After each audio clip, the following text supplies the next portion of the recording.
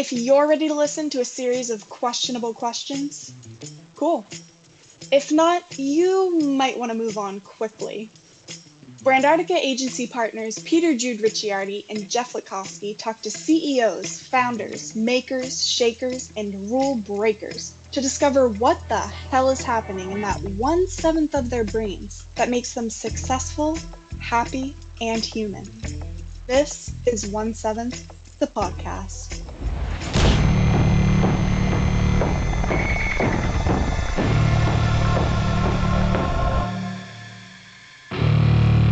So we started the recording, Steven. It's all video, and all audio. Audio, yeah. It's all video. There's no sound. There's no sound. Unique about this. It's all video, no sound. It's like the old silent films. This entire podcast is in Braille. We've got Steven Evanne Heinstein, American songwriter, producer, and composer, multi-instrumentalist. He comes from a long line of musicians and artists. He studied performance at USC's Thornton School of Music. I also crashed in his dorm there for 3 or 4 weeks. That's a story for another day or maybe later in this interview. But he's a creative writer, a poet. He studied both of those at Emerson College in Boston, which makes him not just some schmuck. And there's a lot more to uncover about Steven. But first, Steven, welcome to 1/7 the podcast. Thank you. Honored to be here. Awesome.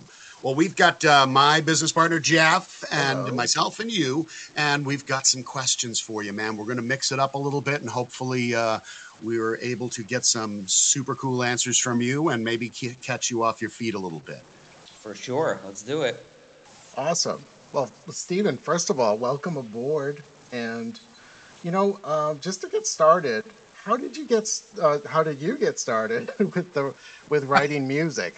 What was that? What prompted that whole process? Yeah, it started super young. I mean, a lot of musicians in the family, and you do when you're young, you do the punk rock thing, and then kind of go on to different genres of that, and it was just always there. There was never. I really haven't done anything else. I've dabbled in different things, but professionally, this is kind of what it's been. So it was just there. It was in the household, and here I am, decades later, kind of doing the same thing. Kind of, not exactly, but kind of. Well, that leads me into the thought of when you started, what your career is now. Let's talk a little bit about what you're doing these days, the companies that you own, and what it is that you're actually doing. I know, but I want you to tell the rest of us. Sure. So RRMB Media is kind of an improper acronym for Rolls-Royce Music Box. The latter of which I collect. Music boxes, not Rolls-Royces. Anyhow, we do about 80% music and admin and 20% probably creative development, anything from tech to television show stuff. But mostly in music publishing. And that's a very tricky thing. You probably hear all sorts of stuff today of, I just heard recently that Queen's catalog is on the block for $1 billion. Yes. It's a very complex business. It's very hit driven. And that's pretty much what we're focused on. And a lot of it kind of delves into songs. Mm-hmm. Not so much front artist, but the actual copyright of the song. Right. And you started when you kind of, because I know you from a very long time ago when I walked into the home of your youth back in Massachusetts, and was introduced to a couple of young scrawny fellas, one behind the drum kit who happened to live there, which was you. Yeah. And, a lot has changed over the years. You were doing music for video games and television and movies, award-winning programs, all kinds of stuff. You've come a long way, but what in your business was sort of the thing that now that you know what you know, are there things that you wish you had done differently? Could you maybe name or point out a couple of those? For sure. I think... and I was speaking recently at Berklee School of Music exactly about this, that there's musicians and there's artists, and I think this applies to any creative world. And then there's the business side of it. I was always on just the creative. I was just making music. I didn't know anything about the business. I didn't care about it. As long as I could bang on a drum or sit behind a piano or write a song, that was my only interest. Then as time went on and I started to understand the business, I realized it's really, really, really hard to do just that. I mean, you're scratching lottery tickets for sure. So that's when I started to understand the business side of things and got into the business, because at that point you're starting to almost represent multiple versions of yourself. You're not just the guy trying to write the song or do the movie score. You're now representing, along with a team of production people, those people who are more on the creative side. The most gratifying stuff, which is another thing from a creative standpoint, I always kind of had this punk rock aesthetic of just, do it yourself and do what you want to do. And the least kind of this whole world of pop music, at the time when I was sitting in the studio with a bunch of different pop people, was definitely the least comfortable for me, and I got to work with a lot of big people and big names and this and that. No major hits with that. And I think that might be from, Peter, I know you're familiar with this. You got to really do what you believe in and kind of follow your heart without sounding, cliche. And I think that maybe I'd gotten a little lost through this whole process at certain points. I was very lost, for sure. And that was when I was just making the music. I still make music. I still write, go to Nashville and all this stuff. But when I was really focused on just trying to do that and not on the business side and didn't have a company or anything, it was definitely an up and down of am I doing the right thing creatively? Should I not be doing this at all? All these kind of questions, where when you get into business side of this stuff, now you're guiding all the people that you once were. Very similar at some point, Pete, I remember you were doing copywriting, and now you have your own successful agency. It's the same thing. Now you're kind of, yes, you're still writing your copy and all that, but you're giving guidance to other people. Exactly. No, and that makes me really want to ask the question, what is there a musical note you can think of that Poor Direction sounds like? A musical note? That Poor Direction sounds like. Poor Direction. That would probably be some kind of like minor chord, like a tritone. Is that what you're talking about? Yeah. Probably some kind of tritone, minor third, I guess. Yeah. What was it? There was a saying with jazz, like if you play a wrong note, if you play it a second time, then it's okay. So. Yeah, exactly. We say there's no wrong notes in jazz as long as you keep playing those notes. That's right. But I just want to go back to what you were saying in terms of your experience with some of these bigger artists. There was this, thing that popped out in my head in terms of authenticity, and it really kind of showed through from what you're saying in terms of what you thought you should be doing. Yeah, I mean, that's a huge thing, because we all, in any form, I've seen it with actors and writers and musicians, we tend to, you gravitate towards what you think is success and what comes with that. So in order to be successful, I need to be with these people doing this kind of commercial type of stuff. Right. And, more often than not in art, when you chase the wrong thing, you will fail. You will fail. So I think that was my kind of incorrectly trying to guide myself and thinking what I should be doing, because other people can do that and it's real and it's exactly correct. Now they might go through their own version of feeling like, oh, am I doing the right thing here? But when you're not questioning your own art, it's right. Right. I mean, yeah, for sure. I think that's for any creative. It doesn't even matter in terms of if it's music or if it's an art. I think that it really it's not as gratifying when you're doing something that you don't really believe in 100%. Yeah, and as you get older, all that becomes even more difficult to try and front. I think that's pretty obvious. I think any artist understands that. Yet I still have seen people go decades of chasing something that they don't really believe in, therefore not, it doesn't reach that fruition. Yeah, Right. I mean, sometimes I do think too, in terms of the guidance that they're getting, maybe isn't quite correct. I mean, you mentioned like deals not going the way you wanted. Um, there is a lot of stories that come out in terms of someone who kind of made it, but they didn't make anything from it, and they don't have any control over it because they didn't think on that business side.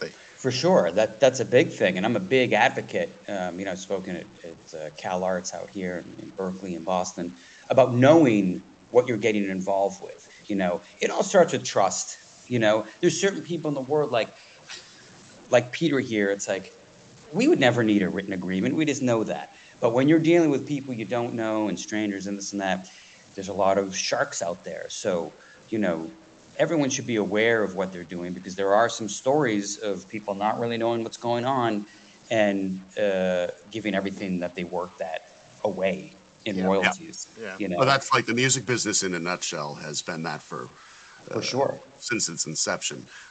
And the same similar lines run for sports and athletes and other thinkers and people that have come up with things and didn't get the proper patent or didn't get the proper paperwork done, and they lost it to someone that did, which is Correct. That's just a heartbreaking part. And you and I have gone around on this a few times about these days, and say what you feel about this. People don't really buy ideas anymore. We've talked about that. If you have a great idea, you really got to put some meat on the bone in order to get it, out into the world. It's hard to sell an idea of something. It's hard to sell the concept of a melody. You really have to start learning how to build these things, at least in some form. Would you agree, disagree? 100%, and that's across all creative endeavors, whether it's tech or a song. It's all about execution. Nothing else matters. I don't ideas, blah blah blah. Everyone and their grandmother has an idea. Who's going to be the one to execute it, make it happen, and say, here, hold it. It's tangible now, or listen to it, or use it. Yeah, ideas, forget it. And a lot of people have come to us with ideas. Look at this idea. Go do it, and then come back, because it also shows, which is an important thing that I've learned recently. It shows, in quotes here, the team. Like, okay, is this person really? Does this person hungry enough to make this thing happen, or are they just sitting there, rattling off ideas? And who's going to do it? Right. It's all about execution. Right. And with that in mind, thinking if you could have a giant billboard, Steven, anywhere in the world, right? Okay, so any place, this billboard, it could say anything on it. What would you want that billboard to say in that space? Where would it be, and what would it say? Oh, that's a great question. Is it related to music or art or anything that you? That's a great question back. So right now, I'd say world peace. Yeah. And where would you put it? As many places that Clear Channel would allow. But that's an interesting question. I think, again, I'm a big believer, and I know it sounds almost banal, but following your heart with this stuff. Like, I don't know, making art, lead with your heart. Maybe that's what the billboard would say. Making art, follow your heart, but follow your heart's a little, that's your guys' job. You guys are the masters of the word, but it would be on the lines of that. If you're doing something, do it with your heart, because you're not going to succeed any other way. It's just, I really haven't seen it happen. There's a few people I know who have got super lucky, right place, right time, squeezed in through the door. Sure. But everyone else, all the success stories, and I don't care if it's in technology or art or music or painting, whatever it is, you have to, lead this with your heart. You got to believe in what you're doing. Somebody said, I think I read it when I was younger, saying it's not can you live with it, it's can you live without it. Is this something, it's amazing. I am not this person, I don't think. There's a lot of musicians I know, especially out here in Los Angeles, they're doing this. They would be doing this whether they're filling arenas or playing on the street corner. Yeah. And I can honestly say that doesn't come into question. Honestly, there's some people that's how they would do it. They don't know the difference. I think it's interesting because you don't realize the path, everyone's got a different path, and it'll take you a lot of different ways. I mean, we're talking about musicians and artists and people that would do what they do because of their passion. They do it anyways. It makes me think of the very first record I ever bought. It might have been like a 38 Special 45. For anybody out there that doesn't know what a 45 is, Google it.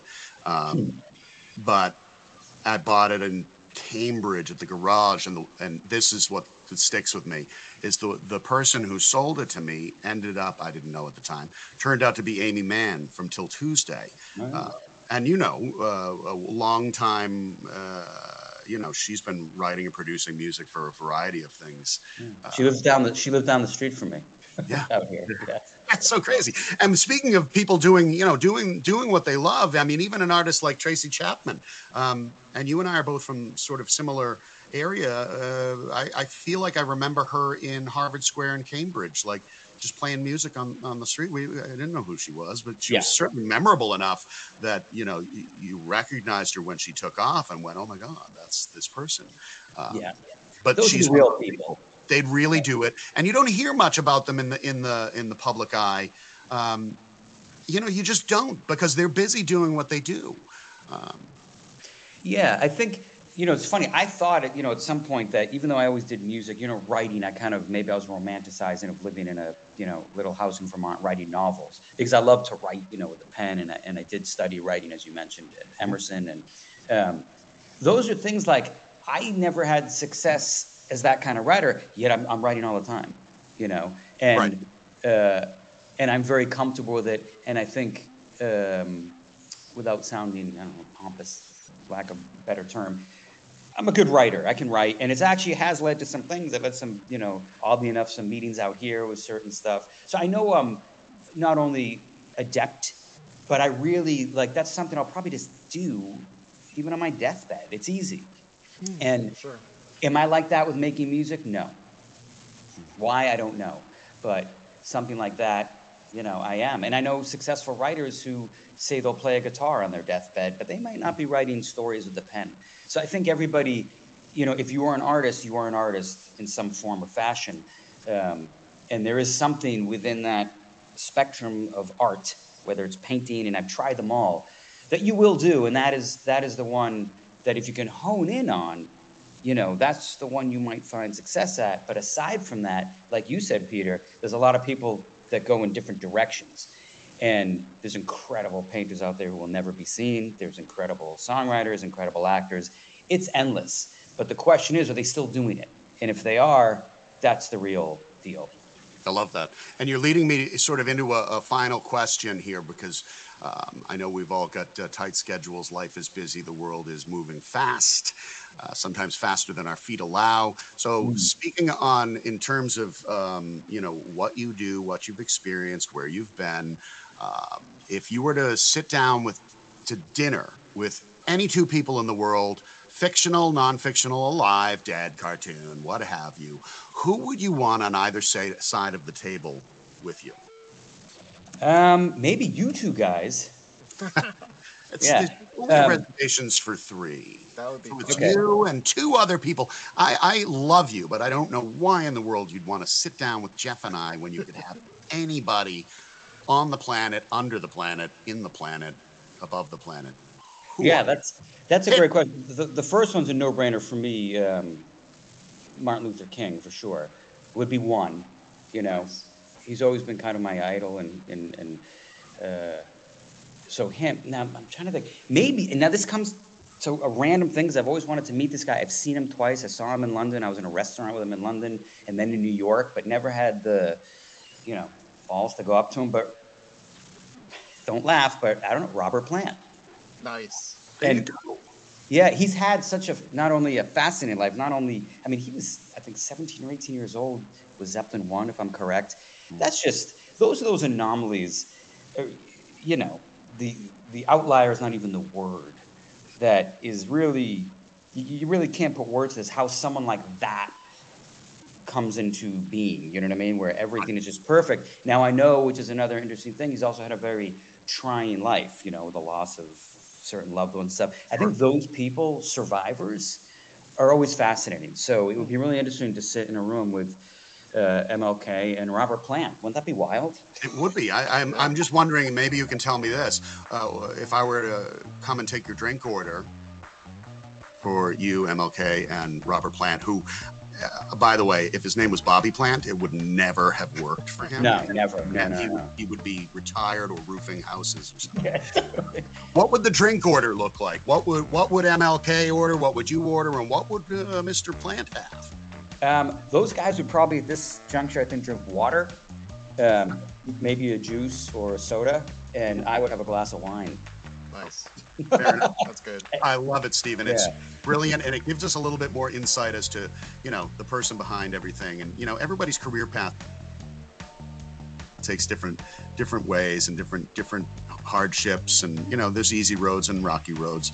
But like when we ask questions like that, it gives pause to think a little bit, and then it tells us a little bit more about, introspectively who you are and what you're about. So I appreciate you taking the time with that. Jeff, do you have anything else you want to hit Steven over the head with before we go? I don't think so. I think this has really been great. Steven, this is awesome, man. I love you. And great, thanks. I love you guys too. And keep doing your amazing work, because I follow. I see what you guys are doing, and that's incredible stuff. I love it, brother. Awesome. Thank you so much. Thank you so much, man. Go enjoy the rest of your day. Travel well. You got it, guys. We'll talk soon. Cheers, buddy. Okay. Thank you for tuning in to this episode of 1/7 the Podcast, brought to you by Chilk and Brandartica Agency. If you enjoyed today's show, please punch the like button, follow, or subscribe to our channel. Leave us a review, because your feedback helps us grow and reach more listeners. Don't forget to visit drinkchilk.com to find out more about the dairy and chicken combination drink everybody's talking about, or visit 1/7th.com. That's the number 1 followed by 7th spelled out.com to discover more about our content and stay updated on the latest from 1/7 the Podcast. Until next time, I'm Peter Jude Ricciardi. You're not, and thank you for listening.